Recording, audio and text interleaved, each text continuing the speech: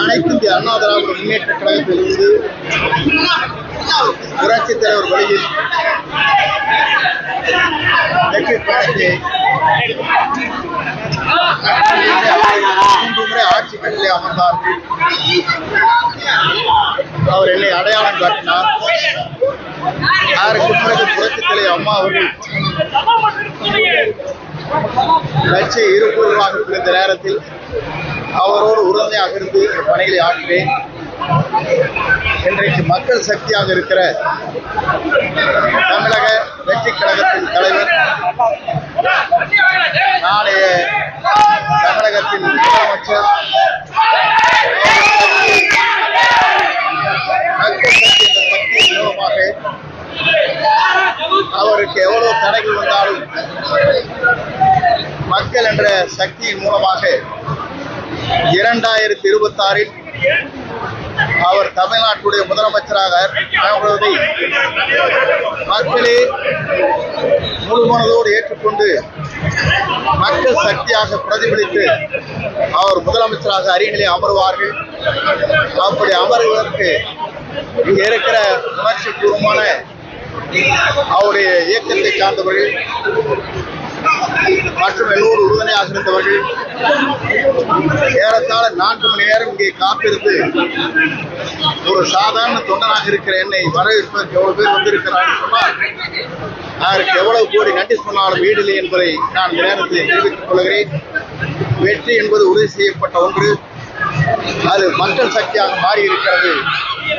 ஆகவே இந்த மக்கள் சக்தியின் மூலமாக தமிழகத்தில் ஒரு மாற்றத்தை, புதிய சமுதாயத்தை உருவாக்குவதற்கு, ஒரு நேர்மையான ஆட்சியை தமிழகத்தை உருவாக்குவதற்கு, புனிதமான ஆட்சியை தமிழகத்தில் உருவாக்குவதற்கு புறப்பட்டிருக்கிறார்.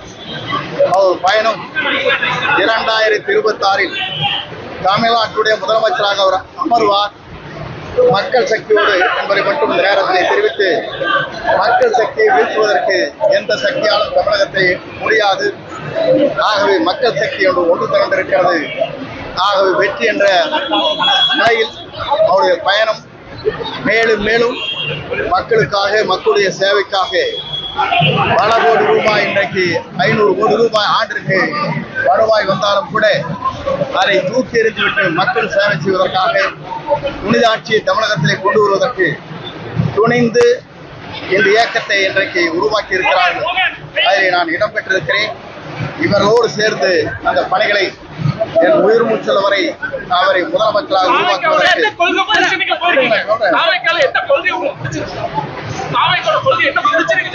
புதிதாக இதைத்தான் அன்றைக்கு கேட்டார்கள். புரட்சித் தலைவர் ஆட்சி துவங்குகிற போது அண்ணாயிசம் என்றால் என்ன என்று பத்திரிகையாளர் கேட்டார்கள். அப்போது அண்ணாயிசம் என்றால் உலகாத வீடு, கிடையாத உடை, ஆராசுவர் என்று சொன்னார். இன்றைக்கு சொல்லி இருக்கிறார், எல்லோருக்கும் வீடு வேண்டும், பொருளாதாரத்தில் உயர்த்தப்பட வேண்டும், எல்லோரும் 2 சக்கர வாகனத்திலே பயணம் செய்ய வேண்டும் என்று அவருடைய மனிதநேயத்தோடு இன்றைக்கு அறிவித்திருக்கிறார். அதோடு மட்டுமல்ல, 2 ஆட்சியில் தான் நடைபெற்றுக் கொண்டிருக்கிறது என்று அன்றைக்கு நான் சொல்லவில்லை, அது மனத்து விடக்கூடாது. புரட்சித் தலைவர் வரையிலும், புரட்சித் தலைவர் அம்மா வரையிலும் புனித ஆட்சி தமிழகத்தில் நடைபெற்றது, இன்றைக்கு நடைபெற்றுக் கொண்டிருக்கிறது. 2 ஆட்சியும் மாற்றப்பட வேண்டும் என்று எல்லோரும் விரும்புகிறார்கள். புதிய அங்கே பயணத்தை மேற்கொண்டிருக்கிற அவர் வெற்றி என்பது மக்கள் சக்தியால் தமிழகத்திலே மிக விரைவில் உருவாகும். அதை எந்த சக்தியாலும் முறியடிக்க முடியாது என்பதை மட்டும் நான் இந்த நேரத்தை தெரிவித்து,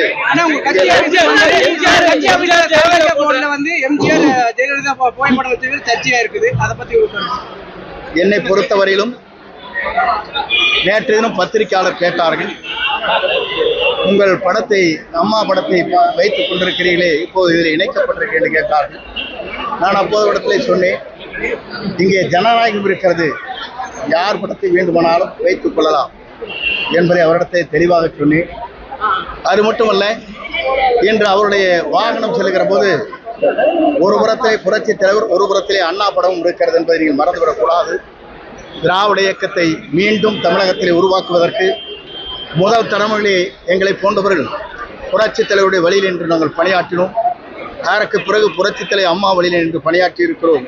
மூன்றாவது தலைமுறையாக இவரை ஆட்சி கட்டளை அமர்வதற்கு எல்லோருடைய உறுதுணையோடு மக்கள் சக்தியோடு எங்கள் பணிகள் அமையும். அதிமுக எடப்பாடி பழனிசாமி கோபியில பொதுக்கூட்டம் நடத்துறாரு.